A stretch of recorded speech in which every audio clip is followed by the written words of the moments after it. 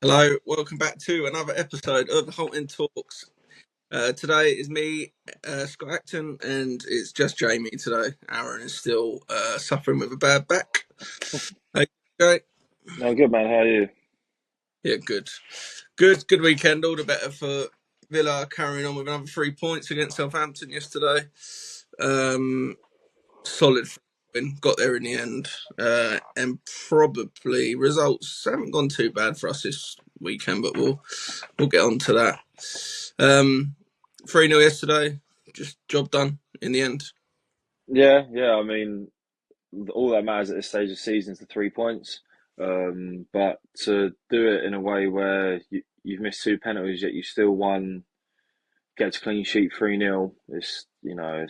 It's a testament to how far we've come really. Because I get Southampton ain't the greatest of sides. They're arguably one of the worst sides in Prem history, but you still got to go there and get the job done, and I can't see a world where Southampton lose every single game that their remaining games. Like I'd probably pick up a point here and a point there, whatever. So that could happen against us, and I think like you saw the early chance I had for Archer. If he buries that, then you don't know what happens, and so I think it shows as well. Again, mentioning it again, the depth we've got. To have those players come off the bench and to have those three all score. I'm sure you saw that stat as well about the first time in Prem history where all three subs scored in the Prem. So overall happy. Clean sheet as well. Obviously, as a defender, I'm obsessed with clean sheet. So clean sheet was the main thing. And overall happy. Yeah, I mean, we'll start with obviously team news. He only made 4 changes from the PSG game, but obviously went pretty strong. I thought he might give Watkins a start ahead of Rashford. Rashford obviously led the line again. Did you think he'd go that way, or? I thought he might actually start Rashford. To be fair, it could have gone either way, but I thought he would have started Rashford just because in my head, I think that the PSG he knows is going to have to come out. We can't sit in. Obviously, Yeah, we'll have to at times, but we're going to have to be on the front foot, to get anything from the game. And if we get caught, we get caught. But obviously, Ollie pressing is probably the best striker in the league, isn't he? So.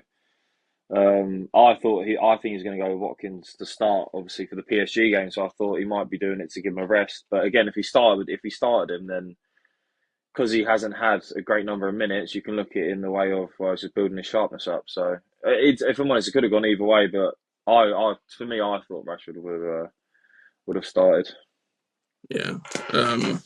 See, Mings was in for Powell, Matson in for Luca Dean, and then Anana for Kamara. But yes, I mean, like you said, the strength and depth, which we spoke about over the last couple of weeks, just strong. So any 11 that he puts out now is, on paper, just is a solid, very worst. And you got players in there that are capable of winning any football match. Yeah. And I went out for breakfast this morning, and someone said about I got asked like what I think about Asensio and stuff. And so I was like, yeah, like he's doing really well. I said he's like obviously he missed the two penalties, but I think he's got something like 8 or 9 goals already um, since he signed in January. And I said it, I was like, he's just for fresh air. Like he brings that extra level up that we had that no one in our team kind of offers. The similar feeling we got with Jack with Coutinho, just that bit of that wow factor. But I said Yeah, I was like.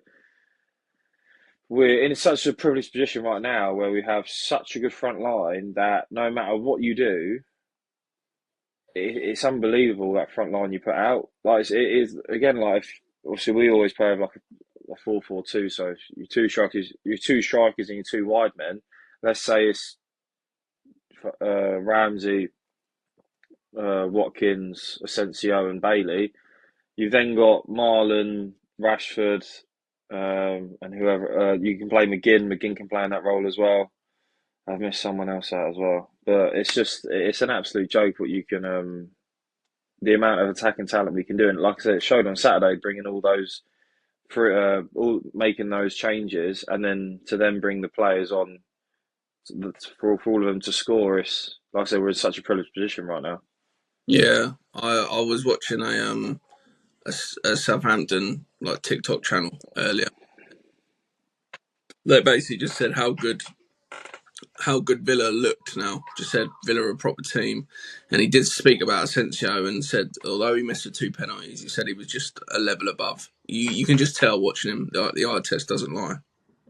Yeah, but it's even like I said, that Asensio just is unbelievable, and it's like even with Rashford, like it says about the eye test, it's like when Rashford gets the ball, it's just you have a different feeling than when Bailey gets the ball, for example, when Ramsey gets the ball. That's just how I feel because you get these players that have come, I mean, yeah, and it's like these players have come from an elite level where like 2 years ago, Rashford was people were saying he's the best player in the world, and Asensio was again one of the best players in the world 4 or 5 years ago, and it's just like I said, just so many, like Marlon as well, top goal scorer for Dortmund last year, came off the bench and like didn't put a foot wrong. He was unbelievable when he came on. Just energy, just pure energy, just 24/7. He just doesn't seem to slow down at all.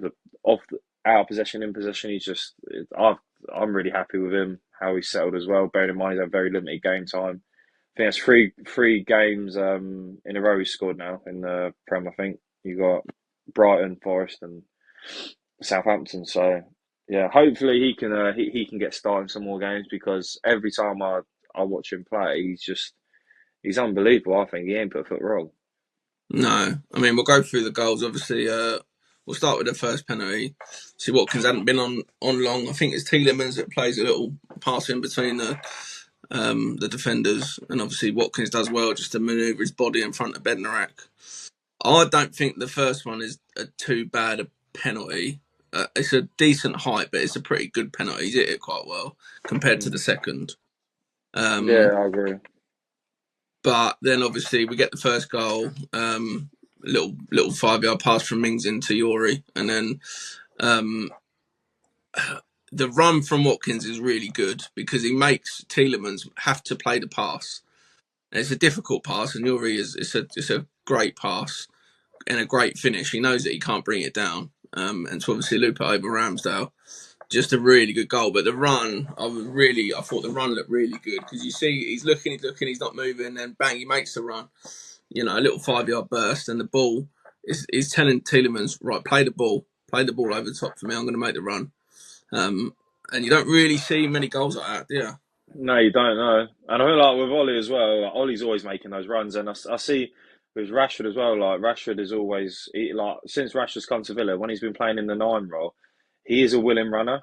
You know, Yeah, but when he's playing out on the left to start with, when he first came to Villa, he was obviously that player in that position generally drifts inside and creates like a second number 10. Whereas when he's been playing up front, he's a willing runner as well. So that's what Unai's telling him, like keep making these runs in behind. Because when you've got players like Tielemans, Rogers, Asensio, players that can just clip these balls in non-stop, it's an absolute dream.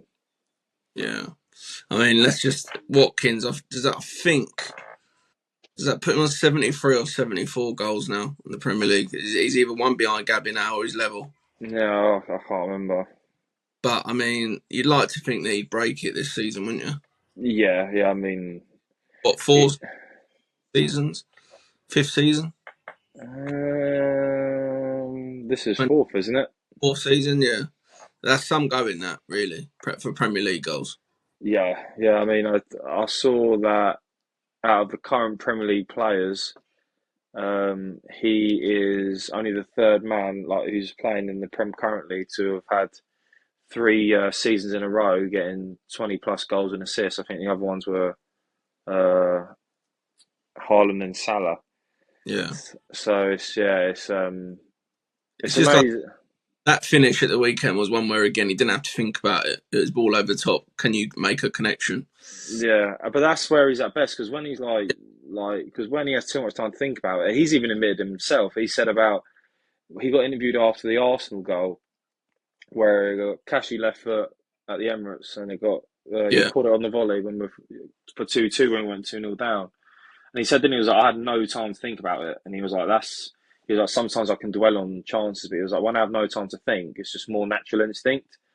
And I saw it was one of the Stick to Football podcasts. It was a couple of months ago now, but Ian Wright was saying, he was like, you either have it or you don't, that killer instinct. And he was like, sometimes you just know where that goal is. And he was like, you can train finishing, but you can't train that natural instinct. And he was like, there's the very elite strikers have it. And obviously, Ian Wright had it. And obviously, it's clear to see Ollie has it as well, because when Ollie don't have to think about the chance, he's unbelievable. yeah, yeah. I But yeah, agree. it was some finish though. Like to get that, to just come on to make that run, to everything was the pass, the finish. It was yeah, Yeah, it's a lovely goal to watch. Really, like I say, you don't see many goals like that. So mm, it's a goal that's slightly different. Always good to see. yeah, Uh, Second goal again, well worked. I think Anana into Rogers kind of found himself in the 10 role there, and then pops it off. Nice pass to Marlon, just touch finish, lethal really. On a great finish across Ramsdale, far corner, side netting, and then that's really job done.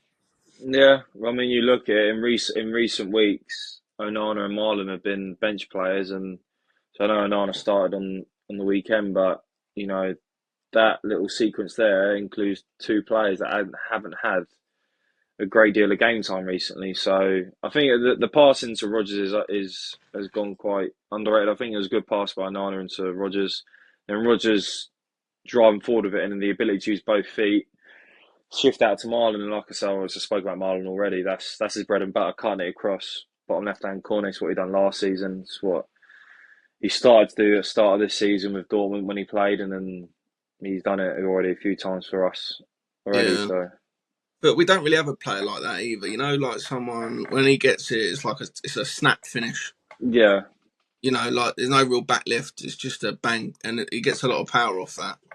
yeah, but Um, that's why like when he played against Tottenham as the nine, do you remember? He played as yeah, the number nine. It's just like in that game there, like all the shots he got off was like that, so quick, like that, and it's just like you have a lot of players. Like he says, like, Ollie has to set himself. Like JJ has to set himself. Bailey has to set himself. Like with Marlon, he just takes it so sharp. And like he says, Brighton it paid off, and it did again on the weekend. yeah. But that's 3 goals now, like you said earlier, 3 goals in 3 games. But all of the goals have been slightly different, which is always a good thing as well. Um, and then obviously the third goal is another ascent of that. I mean, that penalty was pretty crap. Yeah. Did What's that? he didn't get hold of it. Nah, nah, and it's just like I mean, in situations like this, like I saw a lot of people say, "Oh, you got to feel for Ramsdale," sort of thing, because he's going down. He's like it's like the third or fourth time he's gone down. He's saved two penalties, and yet his team still got beat by a 3 goal margin. I mean, Southampton. I'm going to give John McGinn a lot of credit because he starts his run from so far out the box to make Yeah, sure so he's not encroaching. Um, it's his first goal in the league all season. is it? Yeah, yeah. He's I think he's obviously scored in the Champions League, but in the league, which surprised me a little bit. But yeah, it's his first league goal. Oh, yeah, okay. So I think yeah, he's got two, and he one against Bologna, one against Leipzig. Yeah, and that's a lot. Wow, Jesus. Yeah. But it's all. I mean, just love it when Guinea scores, don't you? He's bringing out the. Yeah, I love it. Anything McGinn does, I love it, because I was saying again to one of my mates in the week, I was like 6 years ago, we were playing Rotherham away, and now Guinea is still with us, and he captains us against PSG, who are arguably the best team in the world, in the Champions League quarter final, and it's pinch yourself stuff, and just for him to take, like, he made his debut against Wigan. He's come from Hibs, and yet he's still with us. His levels have gone up and up and up. And when towards the end of Gerrard and when Unai first came in, there was a lot of noise around McGinn. If you remember, McGinn weren't starting, was he, when Unai first came in? No. And for him to now, well, for one, still be the captain and to start that game in France, to arguably, well, he was our man of the match last Wednesday. Yeah, it's just I love anything McGinn does. Like I think fantastic, and like he like saying about Marlon, it's just we haven't got another player like McGinn. I He's don't think so any player like McGinn, mate. I know it's just like he's so great in the challenge, and he's just the way he's built. He's actually like people don't realize this. Like he's not like rapid, but he's ain't as slow as what his size kind of like. Over 5 yards is decent. Yeah, it's decent. It's okay, and it's just yeah. I mean, I love him again. For him to score is great, and like he says, every time he scores, a goggles comes out. So Yeah, yeah. Yeah. I think he just represents a lot of what the club. yeah, he embodies everything that is Aston Villa. From a fan's perspective. Because like we remember when his first season in the semi final, in the playoff semi final, we were there. We met a few of the players as they're Yeah, walking in, and it was only, from what I can remember, it was only him, Hutton, and Mings that gave us any really like the time of day, and it was just like everyone else kind of walked in, yeah, and it's just like he didn't have to stand there and talk to us about a load of bollocks. Like he was just there, just like as if he was one of us, and it's just you know. I went to Edinburgh in November. It was the night after he scored the winner for Scotland. I can't remember who they played, but they played someone at Hampden, and he was out in Edinburgh that night, and I saw all these things on Facebook, and he was basically saying like he was buying people drinks, he was like taking photos and stuff, and he was like you wouldn't have thought that he was a captain of a Champions League side, and yeah, just I says he's just one of us. yeah. I think that's obviously what makes him so lovable as well. Mm. Uh, in terms of obviously, we're filming this on Sunday after we played.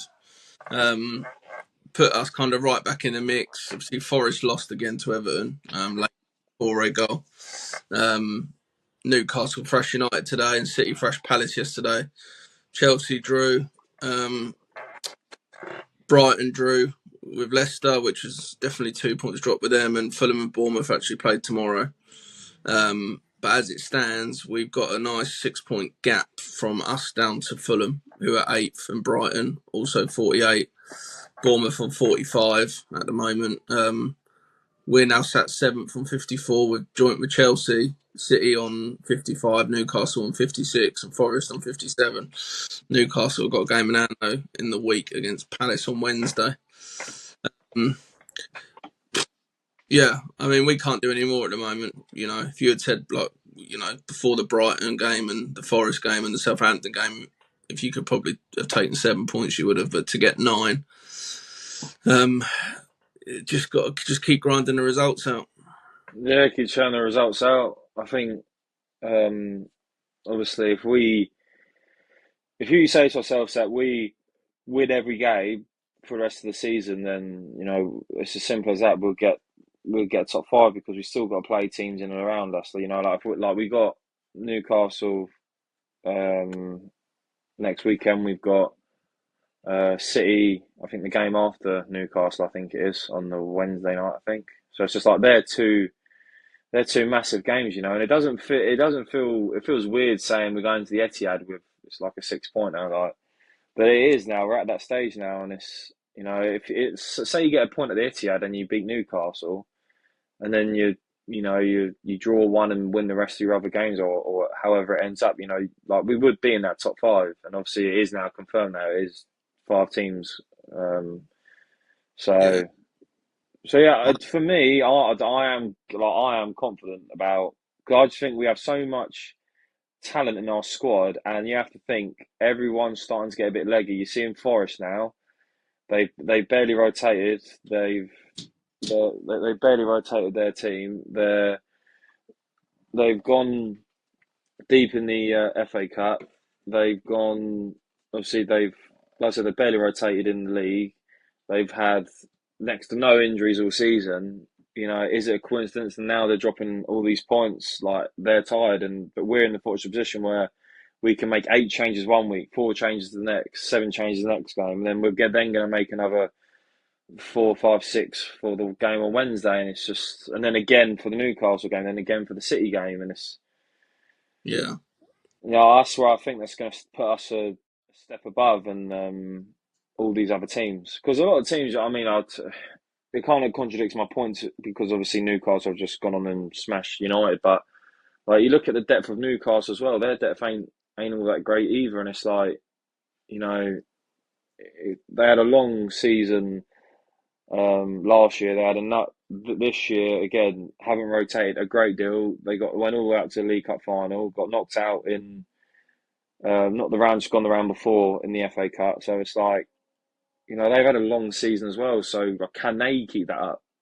Because you look, bar Martinez, Konsa, Tielemans, and Rodgers, everyone else been has been fairly rotated, haven't they?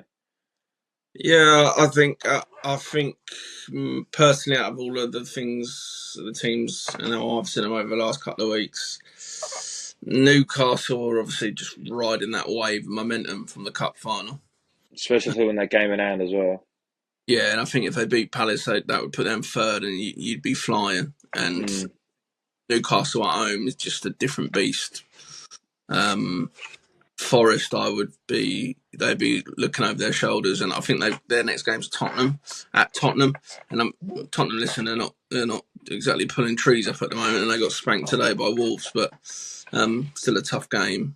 We've obviously got to play City and Newcastle, so from our point of view, if you can take 3 points off of both of them, puts you in a hell of a position. But I mean, our next 3 games: PSG, Newcastle, and City in a turn of 7 days. It's tough. Yeah. That was when the squad then does get put to use, and I think going in after that City game, we'll have a proper idea of where we're at. And I think after the City game is the semi-final. The semi-final, you're then seeing how the season is looking, literally going into the last few games. If you're still in the FA Cup and you've got results against Newcastle and City, then you're going into May. That's a good old position to be in, Yeah, it's just like Unai spoke about it a few times that like kind of what's happening for the rest of the season is it's irrelevant now. Like this is its own little like mini You're in league phase.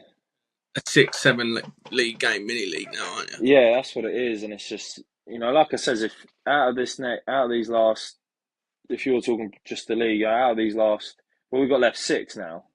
6 now, yeah. Out of these last 6 games, if you draw one and win the rest, or you draw one, lose one, and win the rest, that should, obviously barring other results, because no one's going to be perfect, that should be enough, in my opinion. And I'm confident about just because of the depth we've got, and again, a lot of things can change. Like touch wood, Martinez could get injured, then all of a sudden everything's gone wrong. But I'm confident about Newcastle at home because Newcastle, when they're away from home, are different to when they're at home. I think that's obviously clear to see. City have not been the City that we all know, like Palace. It was a tight offside for 3-0, Yeah. they could have easily been 3-0 down on No, Saturday. he shouldn't have been offside there. He's looking across the line. And that would have been game over, wouldn't it? Exactly that, and it's just like no Rodri, no Haaland. We go there.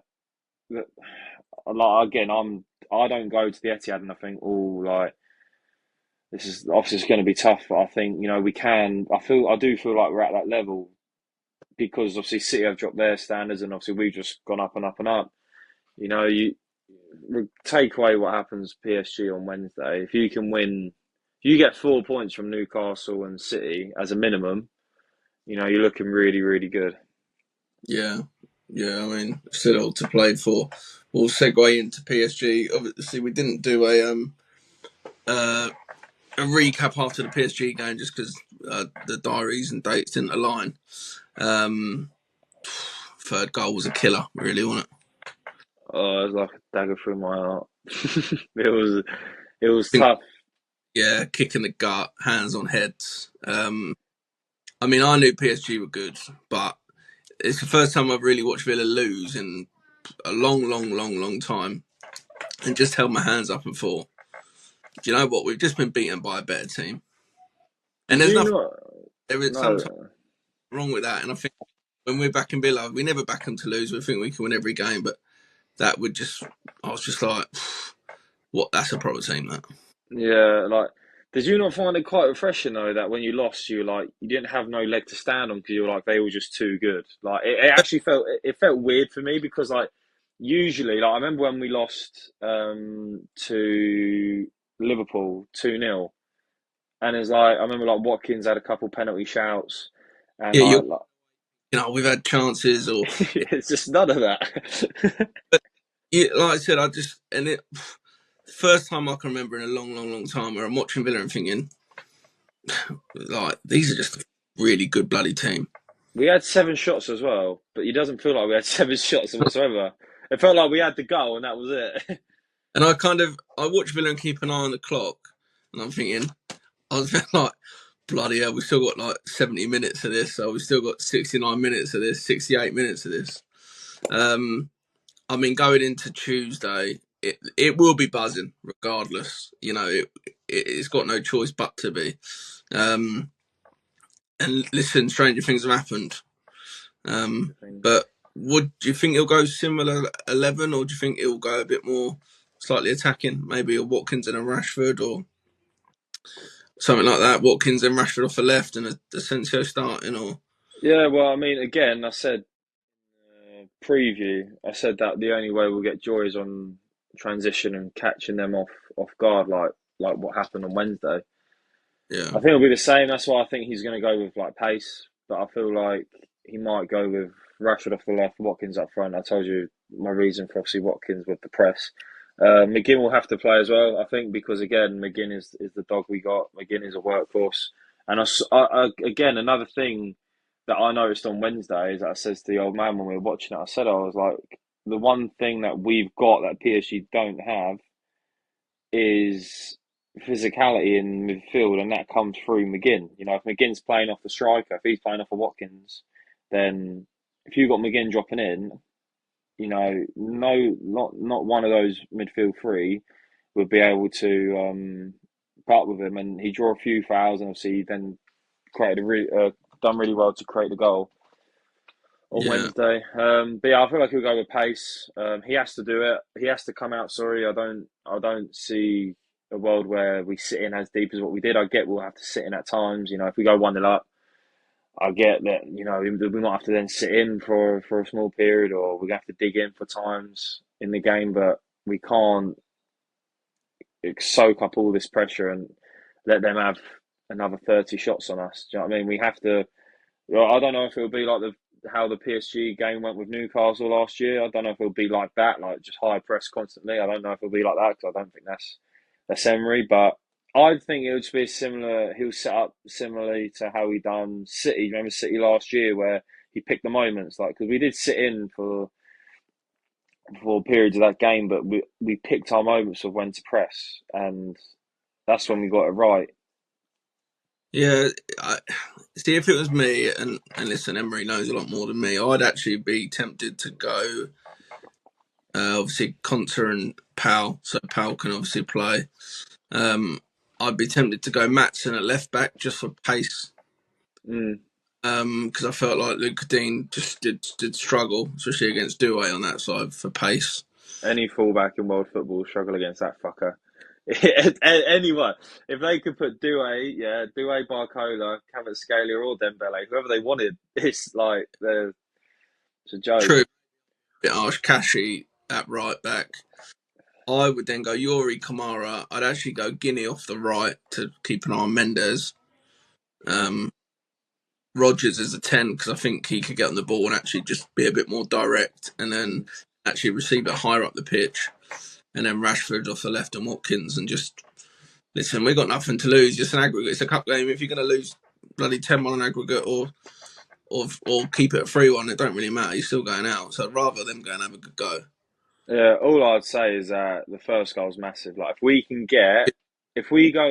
go into half time 1-0 up, Jesus Christ, it'd be huge, or 2-1 up, whatever it may be. If we're winning and going into half time, we've seen it before. Like Villa Park, like that Bayern Munich game was like that Man City game as well. Like it's absolutely electric, and sometimes it feels like at the whole end it sucks the ball into the net. Sometimes when the fans are truly up for it, and you know that you're gonna have the fireworks, you're gonna have all the pyrotechnics, and you're gonna have some big old typho get drawn up on the whole, and you're gonna have some nice montage put up on the screens. It's under the lights. It's gonna be amazing. It's just like I said, that all comes to a halt if they get an early goal and all of a sudden you 4-1 down, it's tie over. But if you can get that first goal and you're going into half time winning, Jesus Christ, it'll be one hell of a game. Because I don't care what team you are, how good you are,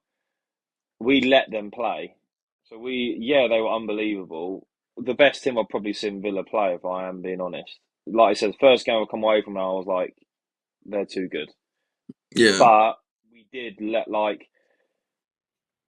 their goals were unbelievable, but we let them play. Like a lot of the time they had no pressure on them whatsoever because we were just sitting in as literally a bank of five and another bank of five. If we're like you saw again, I was using the Newcastle example. I know it's a completely different team, but if you're up in their faces, how are they going to react to that? Because you think every time they play in the league, they're coming up against teams that are doing the exact same thing as what we were doing last Wednesday.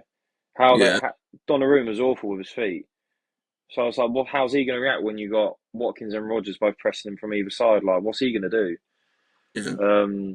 yeah. Put balls in the box as well because that like Donnarumma flaps at everything. He's so like for a bloke his size, he doesn't command his area whatsoever. So it's like trying to exploit their weaknesses. I know they've got Marquinhos back; he's the heartbeat of their defense. But if we can just press him high, test Donnarumma more because again, he's a good shot stopper. But that's as far as it goes for him. It's just like, Clapper of crosses, like you said. I mm, just they do well to score three worldies again. And let's be honest, two. I mean, the Mendes goal, it's maybe not a worldie, but he does well.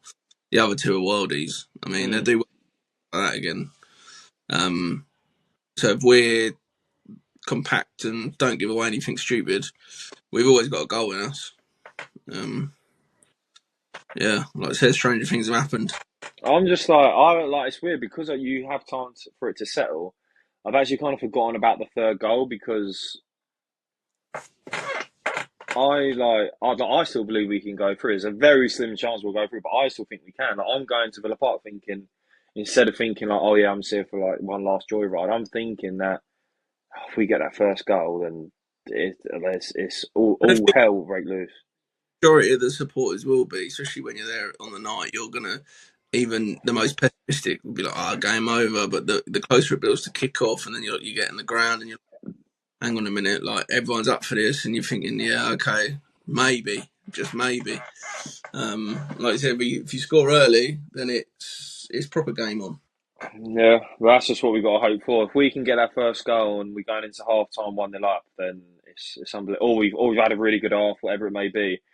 We just can't sit in and do exactly the same as what we've done. Like I said, I know we'll have to sit in for large portions of the game, but if we done it to an extent of what, because again, I was saying that like we sat into the point where our whole back line was like so tight, they were all in our box when like PSG were like just coming into our half. Like it was like I haven't seen a Villa team like it in ages. It was. Uh, I know that like again, like Emery knows more than us, but like I understood why he set up the way he set up, but now we got to deal with the cards we're dealt. We've been dealt with a 3-0 loss, so now we got to act accordingly. So this is 3-1, where, we did score. eh, 3-1, we did score. 3-1, yeah. Yeah, you said 3-0, didn't Oh, did I? Oh, I thought I said 3-1. you? Yeah, don't worry about the goal, mate. Don't worry about the goal. Yeah, that was Um, four. That was 4 minutes of me in dreamland, though. what are you going for? Fuck. I'm going for 4-2 Villa. Win. Well, an aggregate. No, on the night, 5-5 in aggregate, and Villa win 5-4 on penalties. I will win on penalties. Well, to be fair, Donnarumma's fucking is amazing on penalties as well. Jesus. So I can see goals as well. I can see so many goals. I can see the 4-2 shout where that comes from. I'll go 3-1. The most optimistic I've ever been.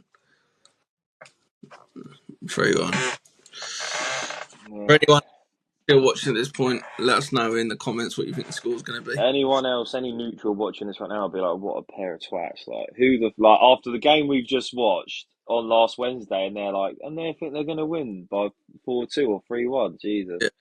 But their team, I can never in my whole life ever say that Villa's going to lose a game. Like, I can say that like, oh yeah, like I'll take a point or whatever, but I can never be like, well, I can say like, oh, we should get bad, but if anyone ever asks me what I think, I'll like Super Six again when Super Six comes along for the game, I'll be like, yep, 3-1. Last week I was 2-0 Villa. oh, It's just like I can never put a draw or a loss. Like I can't do it.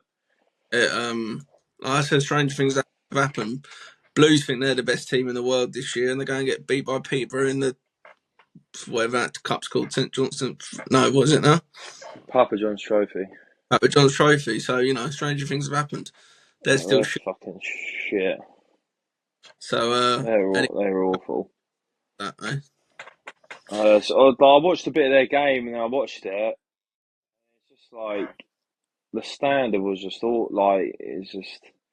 I get Can't. it, like in grand scheme of things, it's not a bad standard, but like compared to obviously where we're at, we're about to play PSG in the quarterfinals of Champions League, and they're getting beat by Peterborough, who scraped a 4-3 win against Crawley 2 weekends ago. Like, do you know what I mean?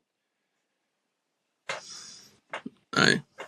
Anyway, we will. We'll be there Tuesday, and we will do an episode after Tuesday in between that and Newcastle. Um, like I said, cross your fingers, cross your toes. Stranger things have happened. And yeah, hopefully Azzy will be back for the next one if he's back soon a bit better. Hopefully so. You want to give anyone a shout out? When have I ever given anyone a shout out on air? No. No, I've never given no one a shout out on here before. All right. Well, we'll stick to that then. Yeah. Anyone new, subscribe to the channel, like the videos, please leave any comments, and up the Villa as always, mate. Not with Villa.